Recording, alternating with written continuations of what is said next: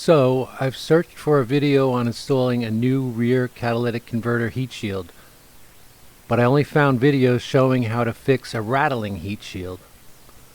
So I decided to make this video even though this is very simple. It may answer some of your questions. This is a 2006 Honda Odyssey. The rear catalytic converter currently has no heat shield. Years ago, there was a bad rattling coming from below and everyone said to remove the heat shield. So at that time, I only removed the lower shield because the upper shield was still firmly attached. Recently, I removed the upper shield because I had to redo the bolts on the catalytic converter flange and the upper shield was in the way. I ordered a new genuine Honda heat shield as a complete set from a Honda dealer on eBay. It looks genuinely genuine. The set came with an upper heat shield, a lower heat shield, and the bolts to secure it. Here are the parts out of the bag. Notice that the upper shield has integrated nuts for the bolts.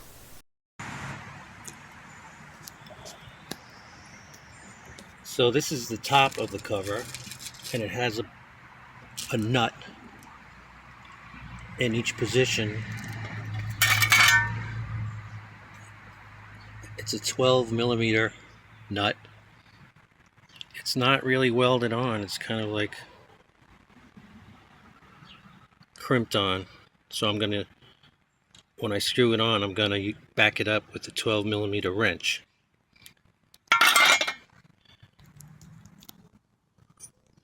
The bolts are 10 millimeter. These are the holes in the cat that the heat shield attaches to. There are 4 of them, one in each corner. The upper heat shield and the lower heat shield sandwich the converter at these points. This is what that looks like when it is installed. Now on to the installation.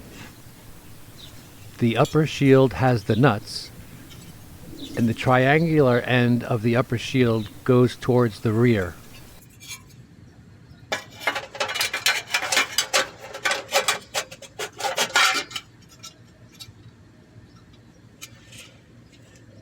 I will be installing one screw backwards through the nut to use for alignment, and once I get a screw started, I will turn this one around the right way.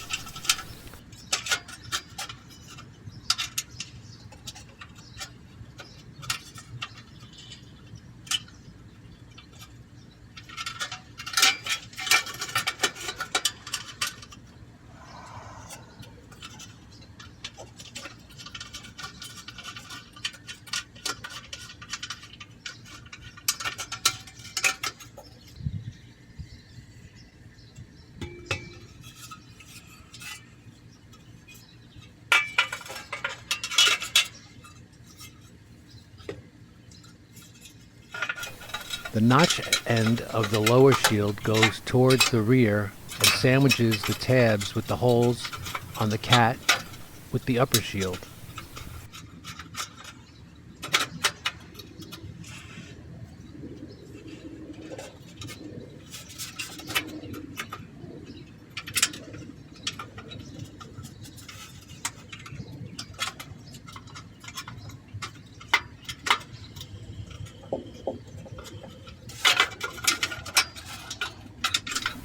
Kind of a pain doing this on my back with little room and not being able to see what I'm doing. Maybe I should have zip tied it all together so it wouldn't keep slipping off. There's not much room between the shields for my fingers.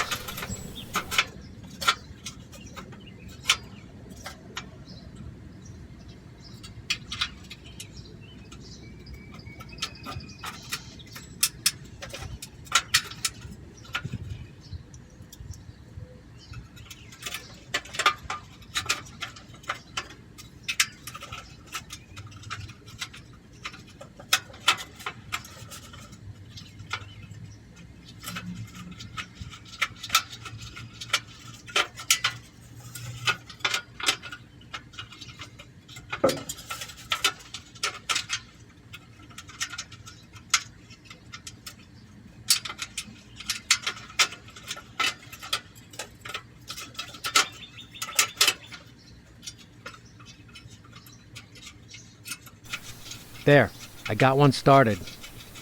Now I'll turn the backwards bolt around to properly install it. Then I'll start the remaining two.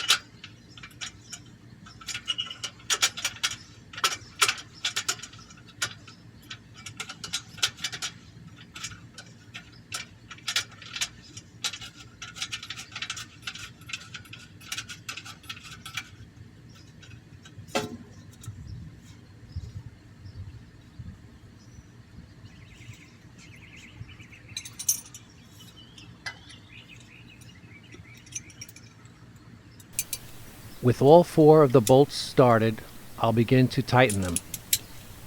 There's just not enough room to hold these integrated nuts with the wrench, so I'm just going to tighten them up without backup.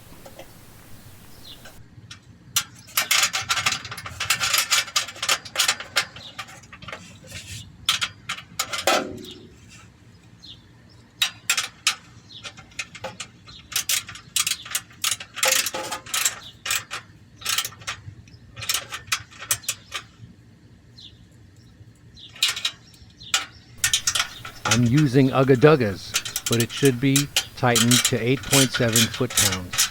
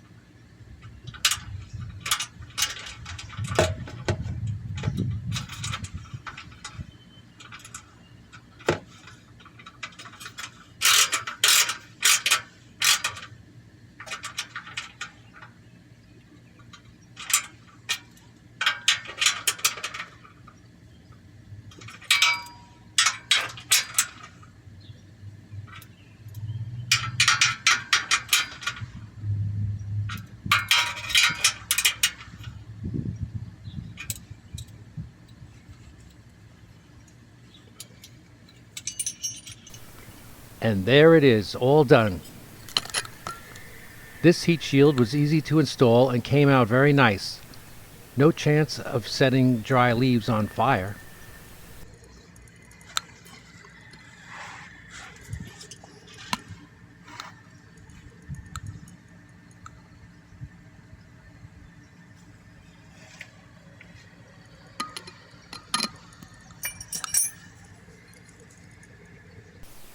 Now that it's all done, somebody will probably steal my cat during the night.